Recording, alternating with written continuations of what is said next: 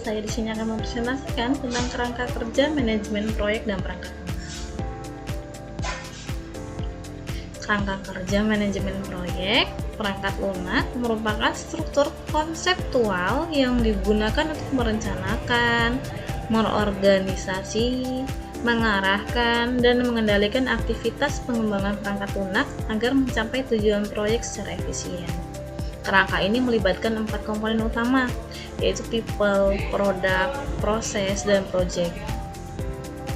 Komponen utama dalam kerangka kerja pertama, people atau individu dan tim yang berperan dalam pengembangan proyek. Yang kedua, produk, hasil atau output yang diharapkan dari proyek perangkat lunak. Yang ketiga, proses, tahapan dan prosedur yang mengatur jalannya proyek. Yang keempat, project, keseluruhan aktivitas yang dikelola untuk mencapai tujuan yang telah ditetapkan. Unsur people atau orang. Unsur people berfokus pada sumber daya manusia dalam proyek perangkat lunak, terdiri atas manajer proyek yang mengkoordinasi seluruh kegiatan proyek. Yang kedua, pengembang yang merancang dan membuat kode program. Yang ketiga, penguji yang memastikan perangkat lunak berjalan dengan benar. Dan yang terakhir, pengguna memberikan umpan balik untuk menyempurnakan sebuah produk.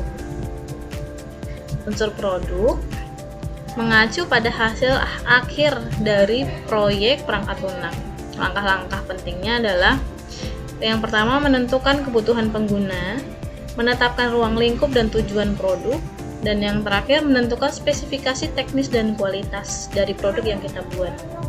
Fokus utamanya adalah memastikan produk sesuai dengan kebutuhan dan standar yang diharapkan oleh pengguna.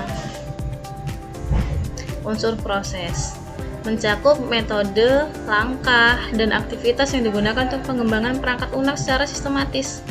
Tahapan utama meliputi analisis, desain, implementasi, pengujian, pemeliharaan, proses yang baik untuk membantu menjaga kualitas dan efisiensi proyek. Unsur project mengacu pada keseluruhan aktivitas terorganisir yang dikelola untuk menghasilkan produk perangkat lunak. Manajemen proyek meliputi penjadwalan waktu dan sumber daya, estimasi biaya dan resiko, pemantauan kemajuan, dan evaluasi pelaporan hasil. Hubungan antar unsur. People menjalankan proses untuk menghasilkan produk tertentu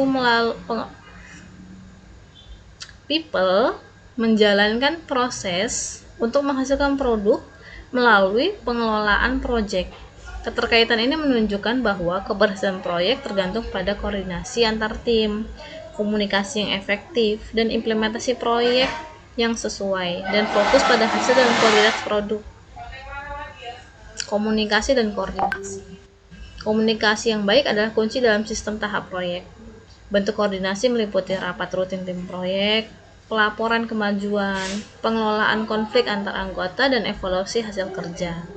Tujuannya adalah memastikan semua pihak memiliki pemahaman yang sama tentang arah proyek. Kesimpulannya, kerangka kerja manajemen proyek perangkat lunak menekankan pentingnya keseimbangan antara people, produk, proses, dan project.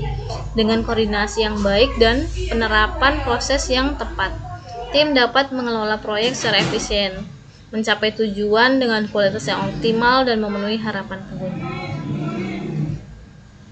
Baiklah, sekian presentasi dari saya. Terima kasih.